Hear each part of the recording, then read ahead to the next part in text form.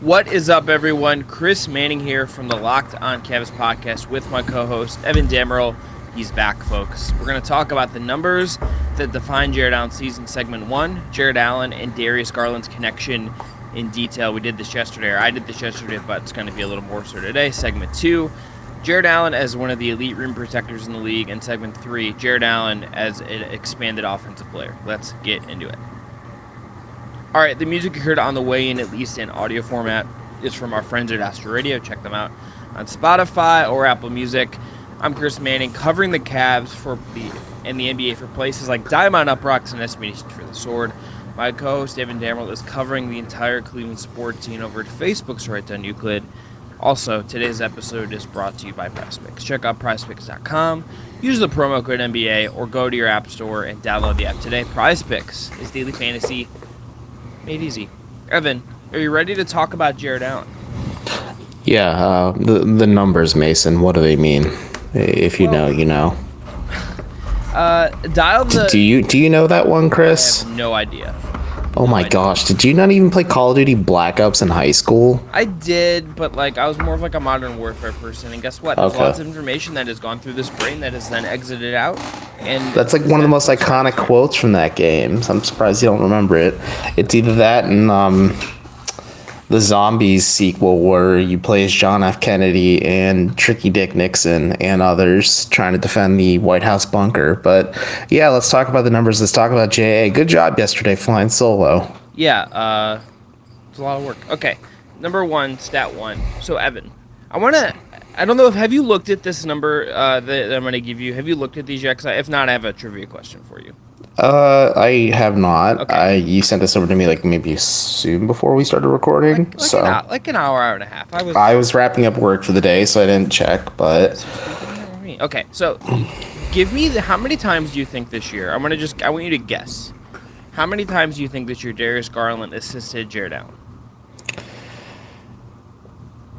I want to say, is it at least triple digits? Yes.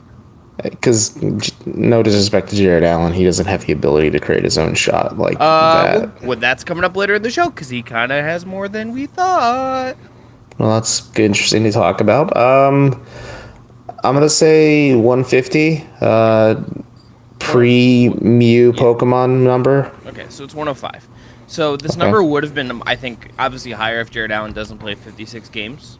And Jarrett Garland also doesn't miss time with his own ailments. But 105 is the number of times that Darius Garland assisted Jarrett Allen in the 21-2022 season. For a stretch, this was among the most common assist pairings in the league. It was up there with Trae Young and John Collins and Trae Young and Clint Capella. The only player Garland assisted more all year is Evan Mobley, who just happened to play more games than Jarrett Allen. Here are the top 5 connections for reference. Trae Young to Clint Capella, Monty Morris to Nikola Jokic to Aaron Gordon, Chris Paul to Devin Booker, and Trae Young to John Collins. This is from PBP Stats. So, further going into this, 85 of Garland's assists to Allen were at the rim. So, per game overall, this is 4 assists per game on average, where Darius Garland is assisting Jarrett Allen. Garland averaged 8.6 assists per game. So, this is close to half the assists from Garland to basically one guy. It tells you, to me, so much about their connection, how good it was, how fruitful it was, and how I think in sync they are as a duo in a lot of ways. But I think that also tells a story about the Cavs offense and what sort of was its defining characteristic. So what do you make of the fact that this is just such a high usage pairing, and so much of what we saw came from these two guys?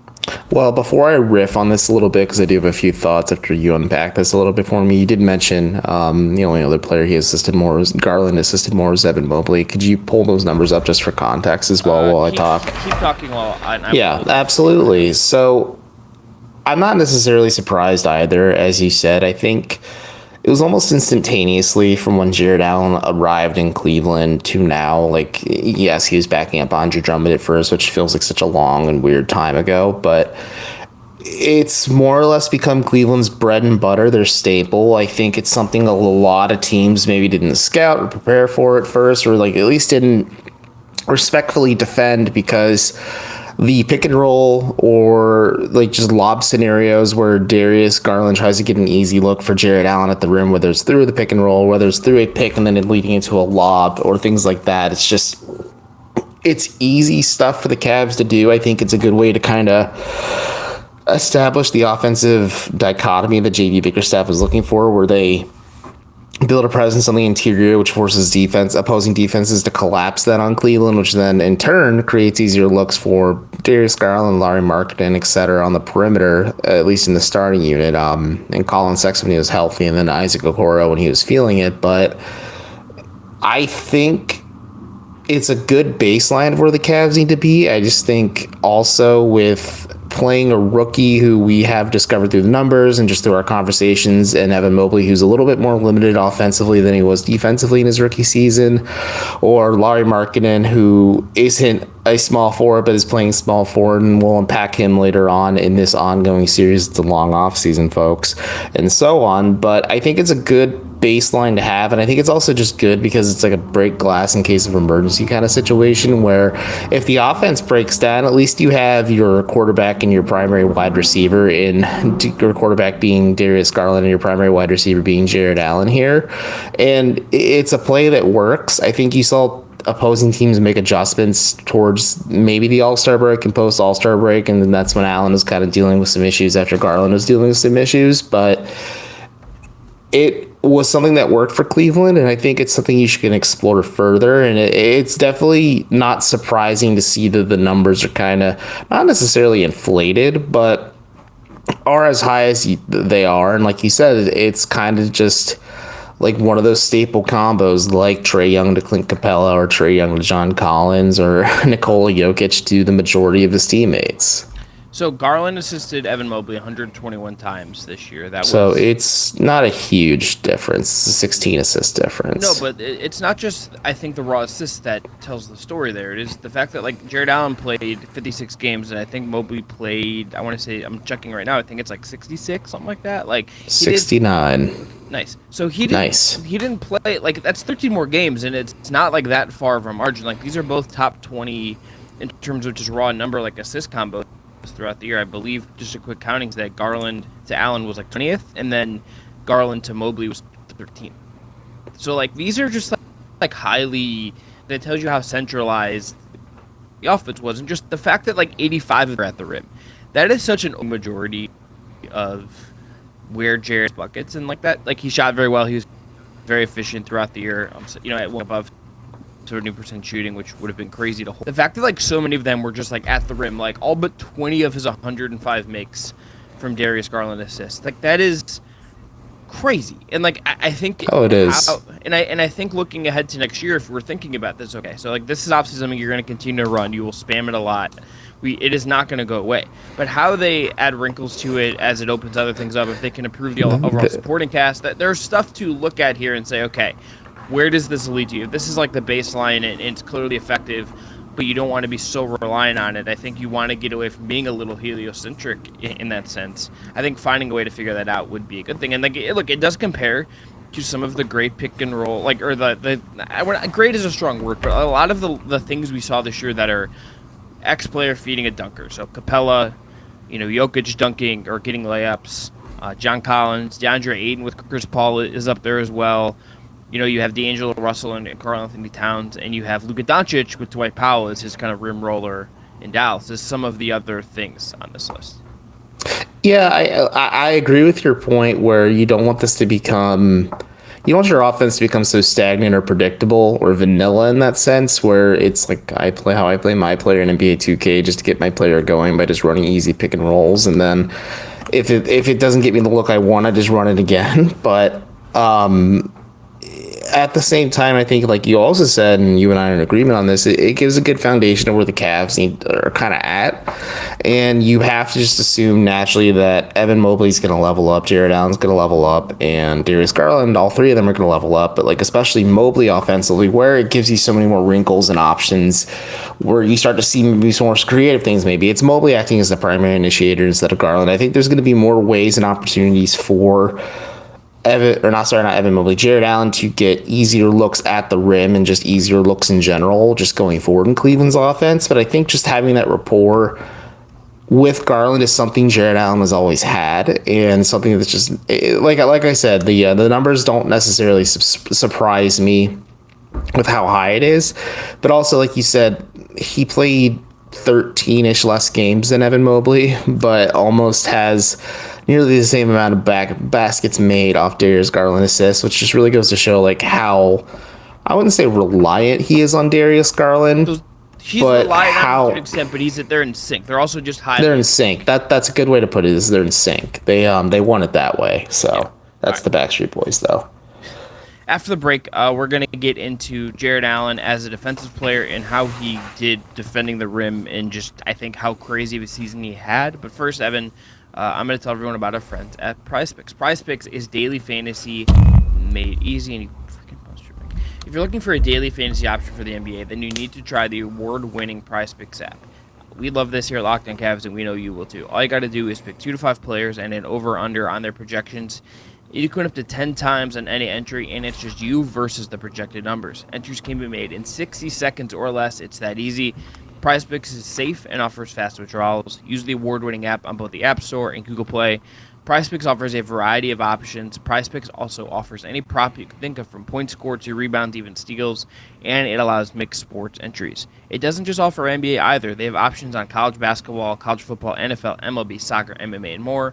For a limited time, PrizePicks has an exclusive no-brainer offer for all of our users. Users get $50 free if a player in your first PrizePicks entry scores a single point, but you must use the code NBA. That's right. This is an exclusive offer available to Locked On fans. Sign up today and use code NBA for $50 free if a player in your first PrizePicks entry scores a single point. Now, Evan, tell everyone about Athletic Greens. Sure thing, man. Today's episode of Locked On Cavs is brought to you by Athletic Greens, a product I use literally every day. I started taking Athletic Greens about 2 months ago because I wanted to take control of my health. With one delicious scoop of Athletic Greens, you're absorbing 75 high-quality vitamins, minerals, and whole food source superfoods, probiotics, and adaptogens to help you start your day right. This special blend of ingredients supports your gut health, your nervous system, your immune system, your energy, focus, recovery, and aging. All the things you need and more.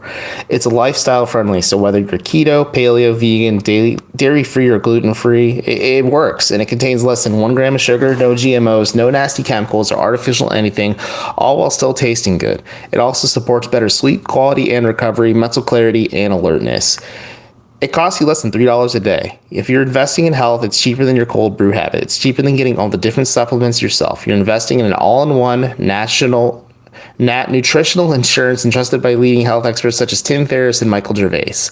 To make it easy, Athletic Greens is going to give you a free 1-year supply of immune-boosting vitamin D and 5 free travel packs with your first purchase. All you have to do is visit athleticgreens.com/NBA network. Again, that is athleticgreens.com/NBA network to take ownership over your health and pack up the ultimate daily nutritional insurance. All right, back here on Locked On Cavs, I'm Chris. That's Evan. Thanks, by the way, for making Locked On Cavs your first listen every day. Now, go check out the Locked On NBA Big Board podcast, hosted by Rafael Barlow from NBA Draft Junkies and author of the NBA Big Board newsletter. He's joined by Richard Stamen, Sam Ferris, and Leif Thulin, giving fans an in-depth look into the NBA Draft, mock draft, player rankings, and, of course, Big Boards. It's free and available wherever you get your podcast. Okay. Evan, I find that on a lot of this, we're skewing towards I'm at least skewing towards some offensive stats because I think some of what we're learning from them is a little more indicative about where there's a little more meat on those bones in terms of us to kind of chew on. Take small bites. It gives you an idea of where they're at and where they need to go. Yeah, and it's like the defensive stats are not quite as developed. But here in this I say that because this defensive stat that I've pulled is not a Allen only stat. I think the way to view this number is not something where it just says Jarrett Allen is X compared to X, Y, and compared to ABC. But this does tell you, I think, how impactful he was. So, on the floor versus off the floor, defended shots to the rim. This is from Cleaning the Glass. So basically, this is tracking how does a team do when a player is on or off the floor in terms of defending shots, and they track it from inside at the rim, inside 4 to 14 feet, etc. Mm-hmm. So at the rim, opposing teams were 5.8% worse at the rim with Allen on the floor. So when Jarrett Allen's on the floor, teams are almost shooting 6% worse at the rim than when he's off the floor. That's crazy. And like you may say, 6% doesn't sound like a lot, but like that's huge. So this is a really elite number. In his specific case, this is about a 2% bump above his previous best. And let's compare it to some other guys. So Rudy Gobert in the same number. Opponents were 2.8 worse with Gobert on the floor. Okay? Robert Williams was about average for bigs at 0.1%. Like, teams were 0.1% worse with Robert Williams on the floor. So basically, like, even in about average. Teams against Bam Adebayo in Miami actually shot 1.3% better without Adebayo on the floor. That's not much better than shot at the rim. You can go through different guys. You can look at all kinds of centers. Like, Embiid was 2.6% worse. Teams were 2.6% worse with Embiid on the floor versus Embiid off. I think the way to view this is that Jarrett Allen, and Joel Embiid is also elite, but Jarrett Allen is elite full stop. I think it also tells you that he is helped by Mobley, and that in conjunction with his foul rate being low, and in conjunction with everything the Cavs did this year, he's really good at what he's asked to do defensively. You can have him switch, you can have him do some of this other stuff that is really useful and will continue to be important going forward. But this dude is also one of the very best guys you could have at the back line of your defense. And he's just really, I think, was set up in particular by Mobley, but also having some guys throughout the year, including Isaac Okoro, including Ricky Rubio, including Lamar Stevens, that can at least put up a fight on the outside and make driving not just a clean thing at the rim where he has to then like defend all comers all at once. I think it's a really interesting statistic because if you like pull some of those names, you have Rudy Gobert, who is a perennial all defensive center and also perennial defensive player of the year candidate. You have Bam Adebayo, who's arguably one of the best positional defenders and just one overall best defenders in the league. You have the Time Lord himself, Robert Williams, who could have been the defensive player of the year if it wasn't for Marcus Smart on Boston's defense, just because of how good Boston was defensively.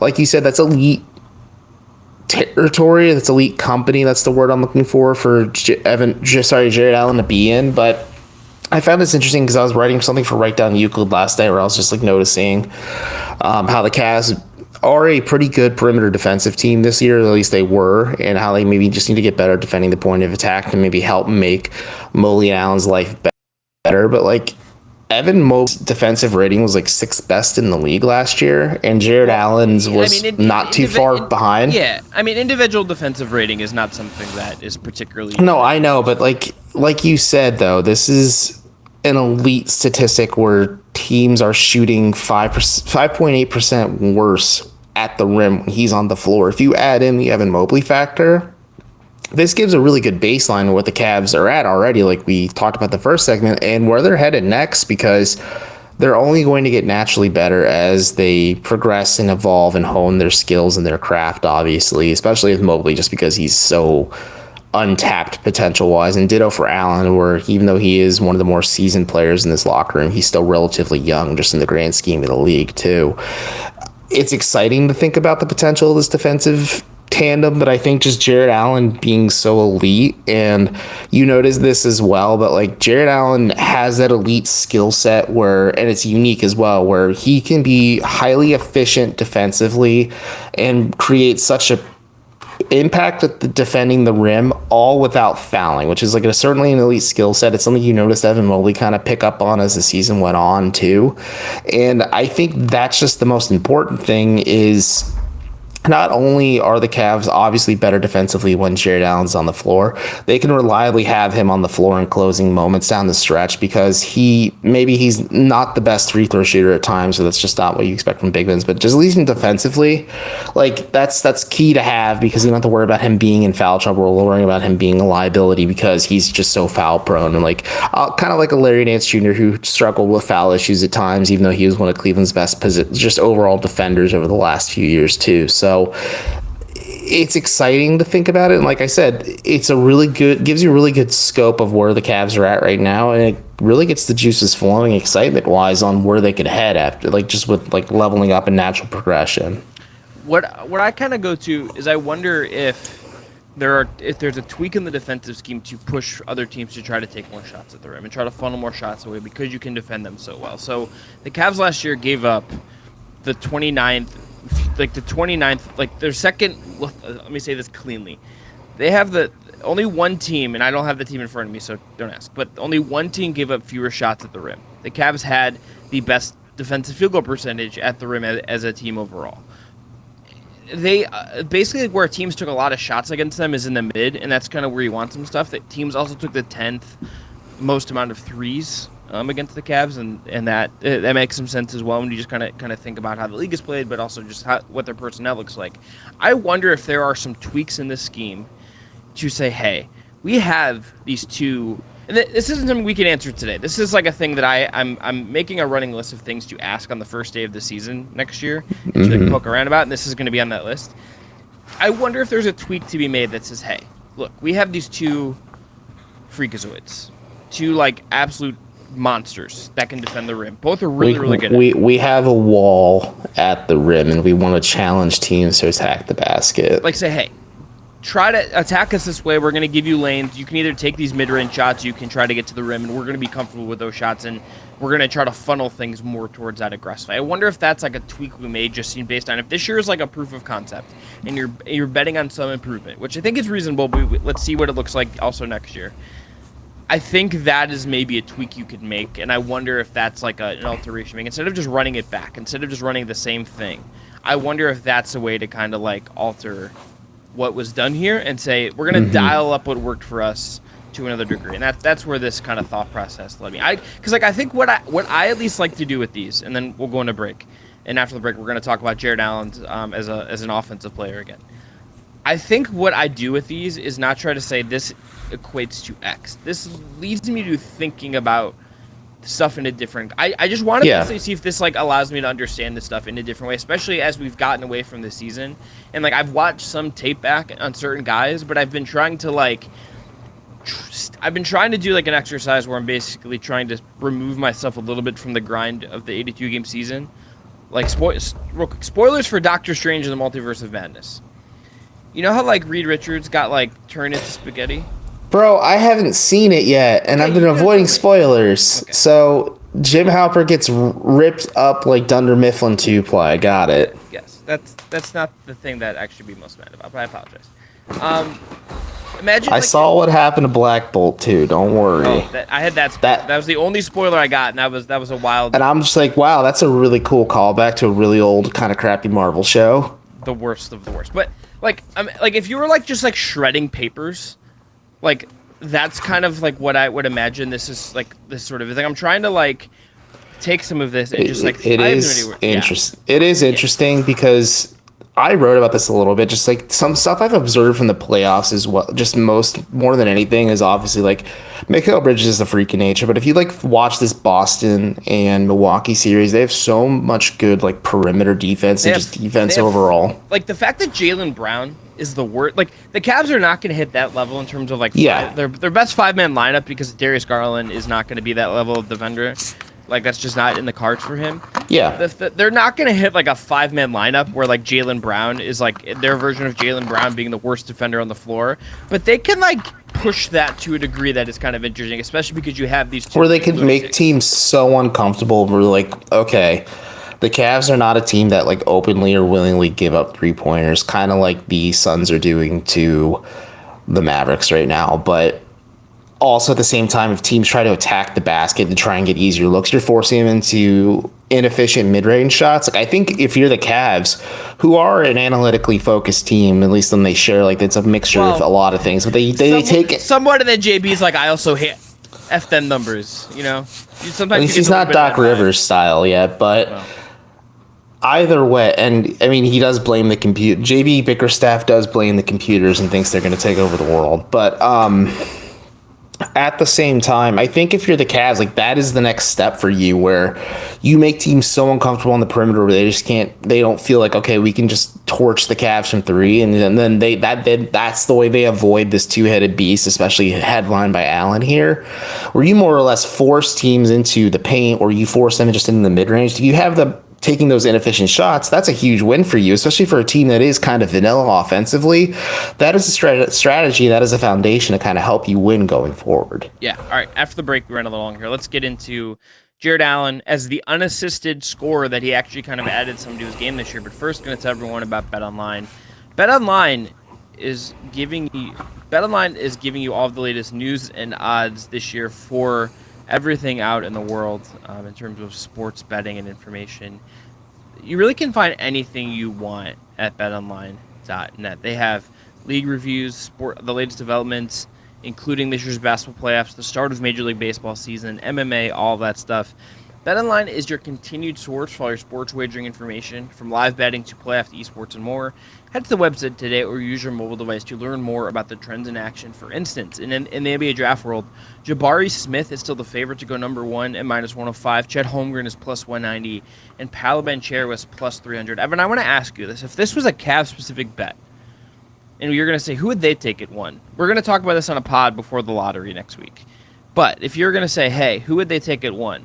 Who would you say would be the Cavs' favorite to go 1? I would say Jabari Smith. I would say Jabari Smith as well.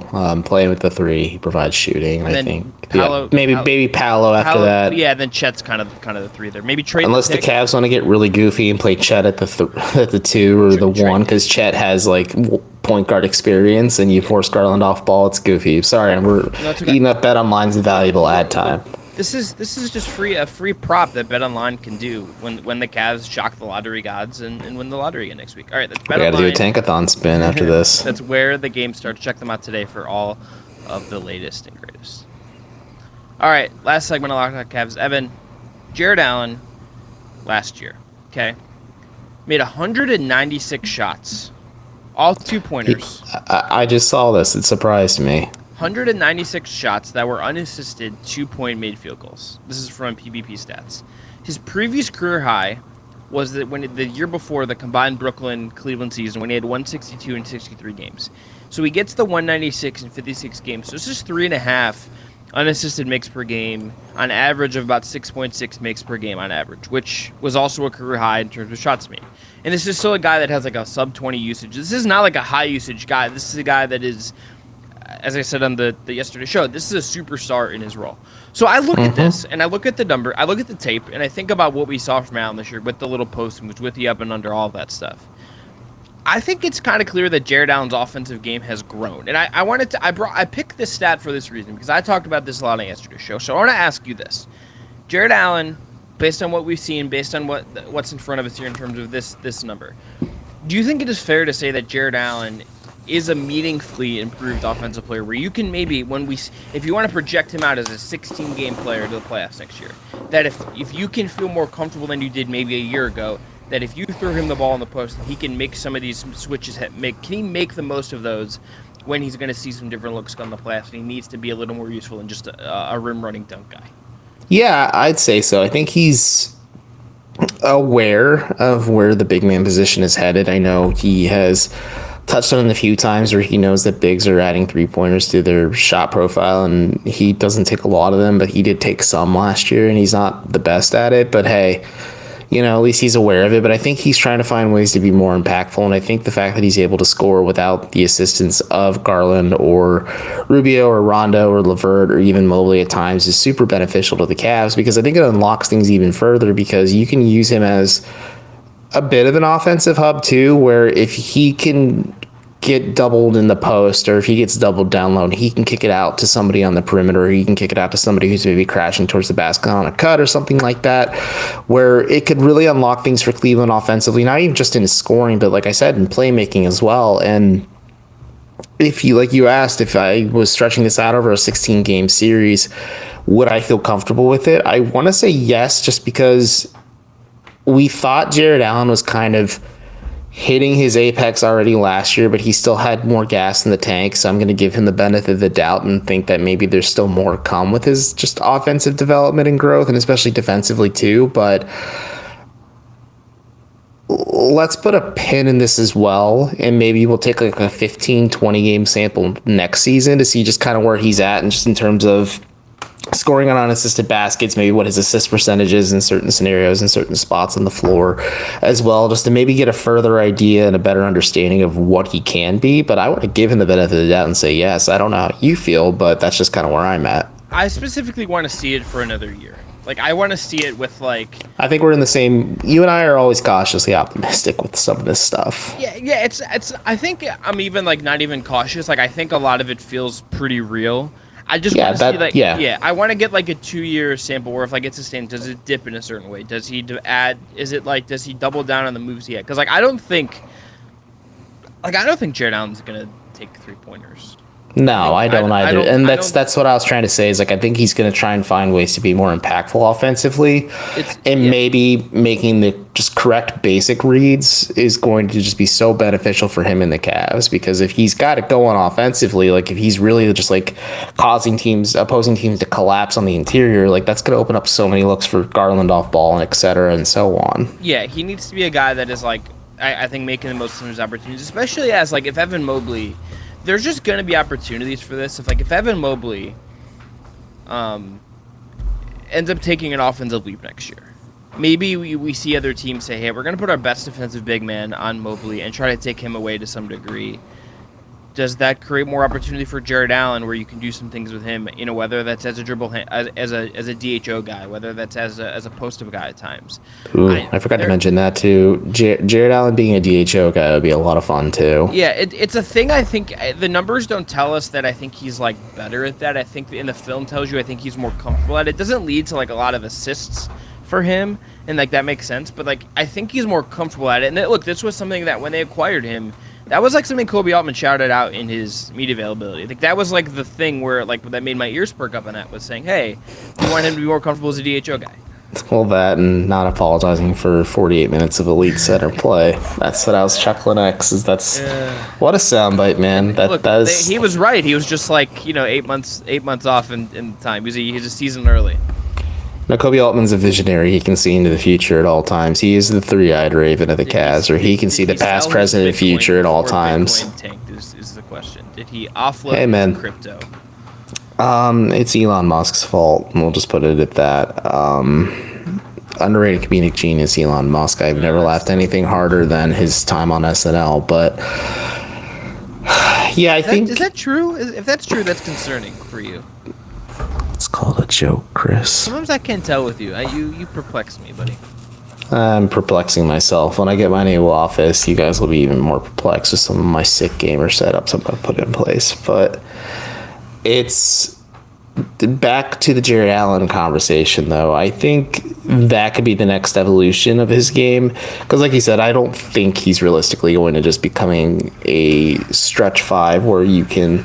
What's up, Finnegan? He can just kind of take the top off a defense where he's trailing in a fast break scenario and like Garland just kicks it to him and he just shoots it from the top of the perimeter. That becomes a very reliable shot in his repertoire. Or he brings it up and just hoists it up from the top of the perimeter. I think there's just ways he can make an impact on this team offensively, and playmaking he has shown an ability for it at times. Like, yeah, there's the goofy moments where he's at the top of the key or in the elbow and he's throwing a lob past Evan Mobley at the basket, and sometimes it was successful and sometimes it wasn't, but like that sometimes gives you maybe a little bit of encouragement if you're GB Bickerstaff to say like, hey, at least he's willing to try this stuff. Let's see if we can do something in a more conducive and constructive environment where he can feel more comfortable to do this in actual in-game scenarios, and more so where it's just not him kind of just throwing bullshit at the wind and hoping some of it sticks. Yeah, I will be curious to see what some of what they learned this year applies in the next year, because you do need to evolve. You do need to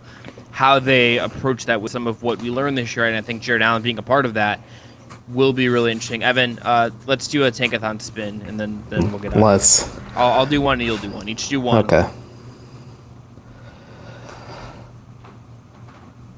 Okay, tell me when you're ready. The Cavs got 14th in my scenario. And mine, they got... Here we go.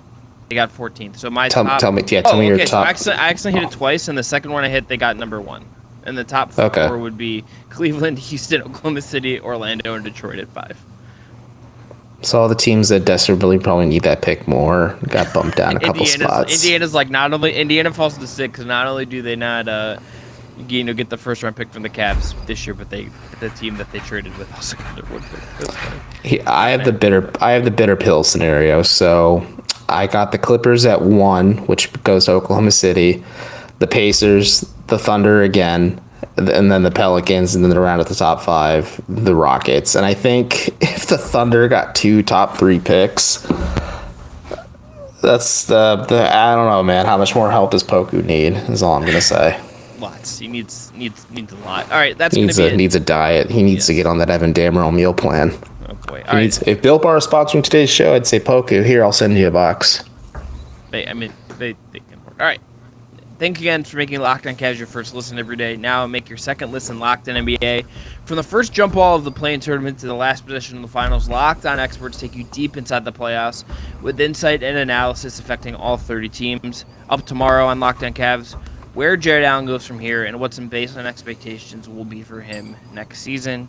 And remember, we need Jarrett Allen mailbag questions for our Thursday show, so drop those on Twitter or to lockdowncavs@gmail.com. And we'll answer them on that show. I'm Chris. That's Evan. Be well.